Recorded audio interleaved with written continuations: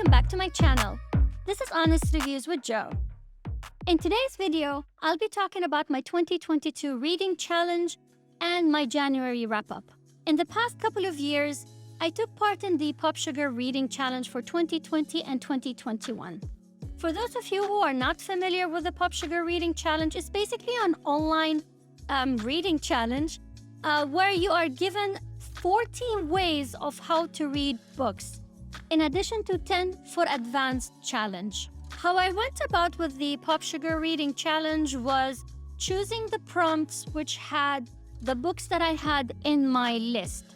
Okay, so that of course ended up in me not doing the total 50 prompts, but that allowed me to explore a lot of books that I have had in my list for a long time and books that I've also had in my bookshelf. For this year, I have decided to do 40 books, which is basically the same as I have been doing for the past couple of years as well. I am not really a fast reader.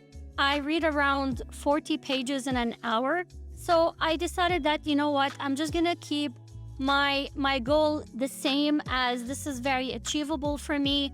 And based on my speed and based on the way that I like to select books, 40 books is more than enough for me to read in a year.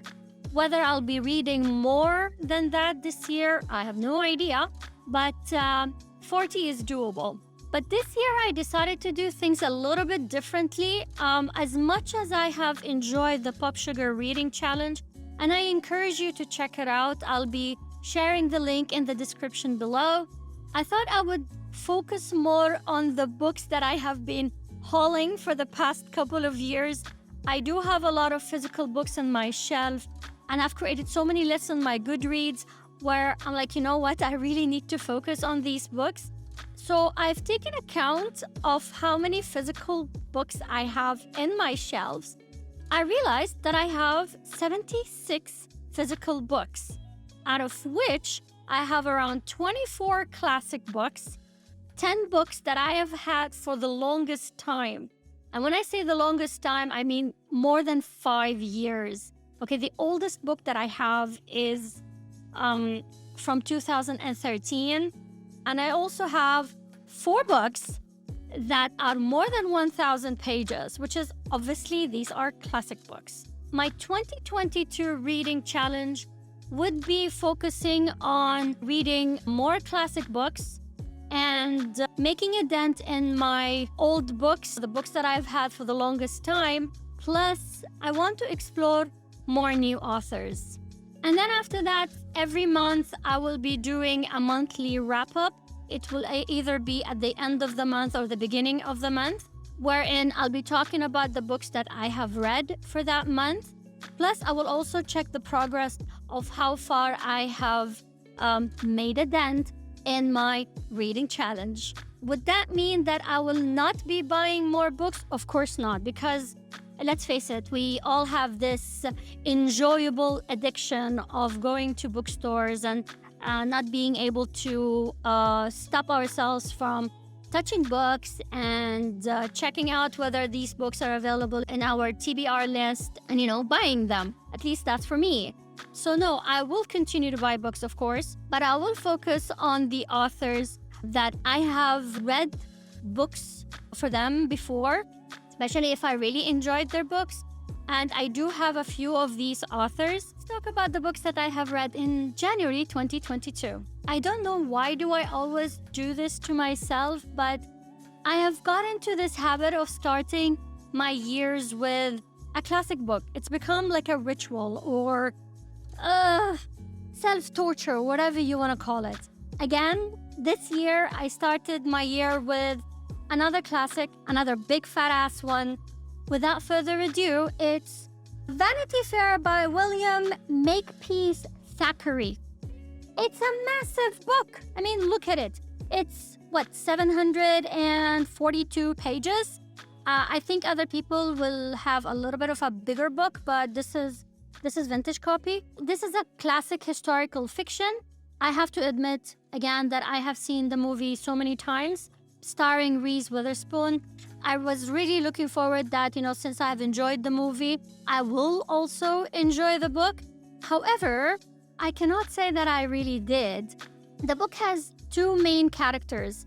Becky, she's an orphan, but she always had this big aim that she wants to be something in the society. So she works her way into it, whether if it's ethical or not ethical, but she just, she's going with it.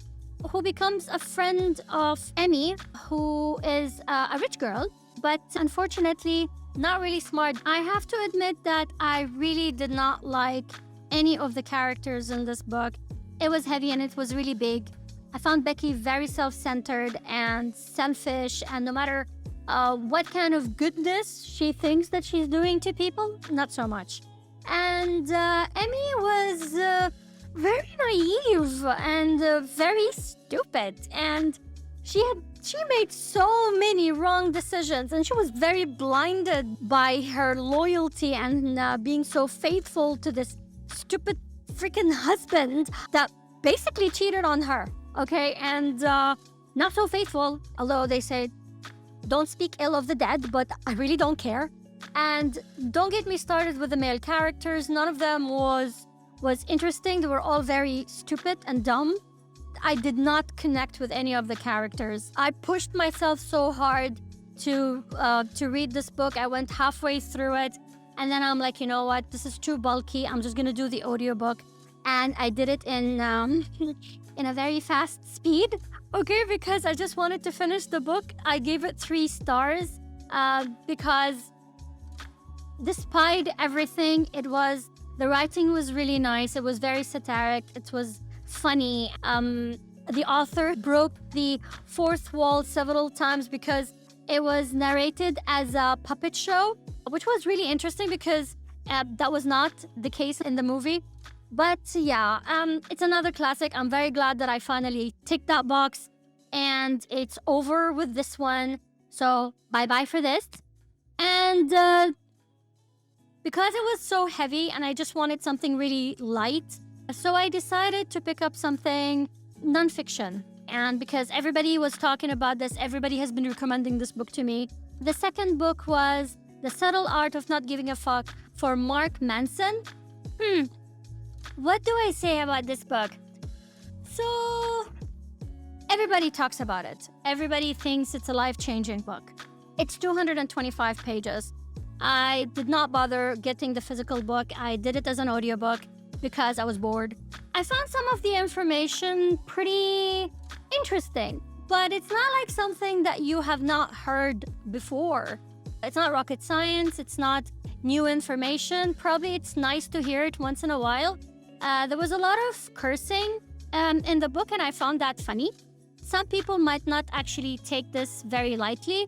You might not enjoy it if you don't like people cursing. It was interesting. I gave it 3-star rating. I would not recommend you getting the physical book, to be honest.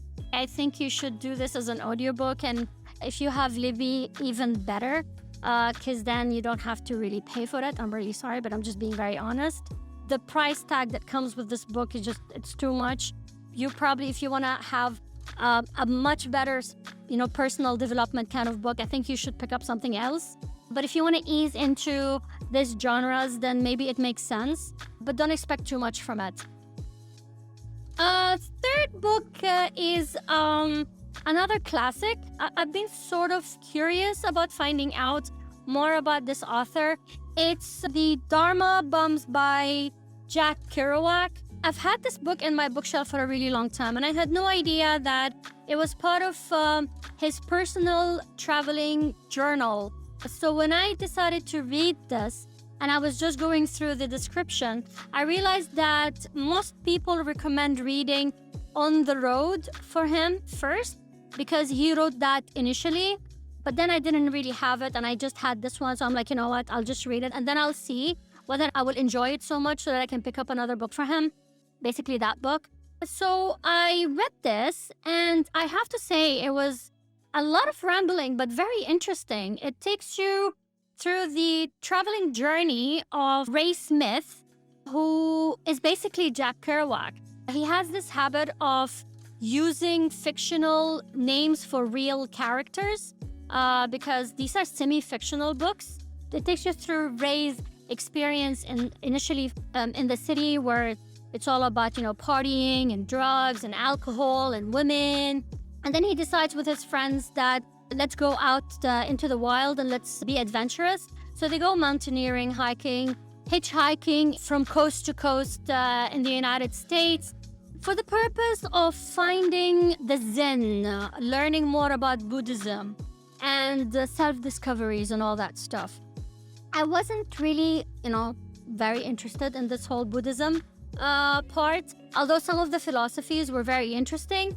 But I resonated a lot with the whole idea of finding yourself and finding ways to live a much simpler life.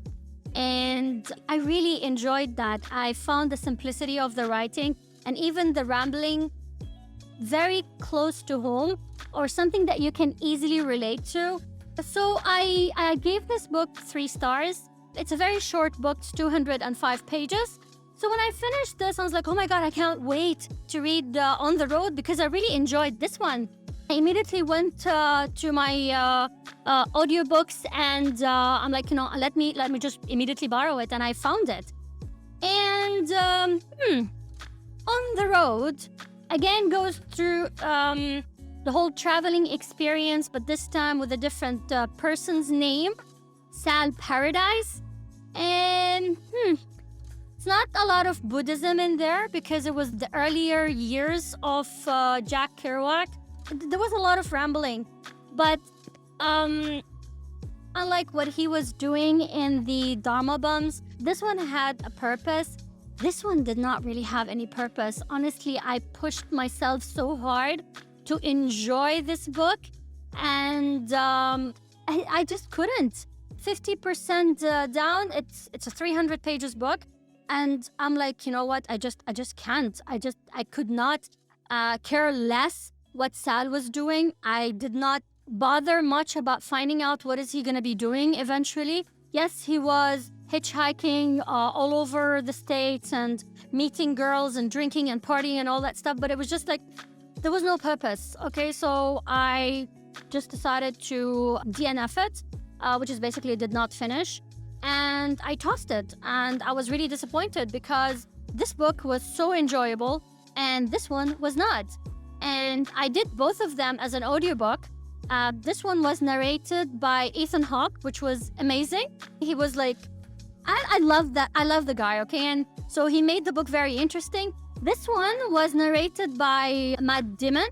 And although I really like the actor as well, for some reason it just sounded so monotonous at the end. And Matt, I really like you as an actor, but you really sucked at this one. So these are the books that I read in January. Out of the 4 of them, which one did I really enjoy the most? I can't say that I actually have a preferred book, but probably it's the Dharma Bums. Highly recommended. If you want to pick up a book for him, please pick up this one. Don't bother about anything else. Don't think I'm going to be reading anything else for him, to be honest. I would like to savor my experience on this book. So yeah, this is my 2022 reading challenge and the books that I read in January. I am really interested to find out which kind of reading challenge are you planning to do for 2022, and if you're gonna be doing the Popsugar or any other challenges out there. I know that there are several of them. What did you read in January? Is there anything specific that you would highly recommend? I'd be really curious to find out. Do share that in the comments below. And thank you so much for watching my video. And until the next time, bye!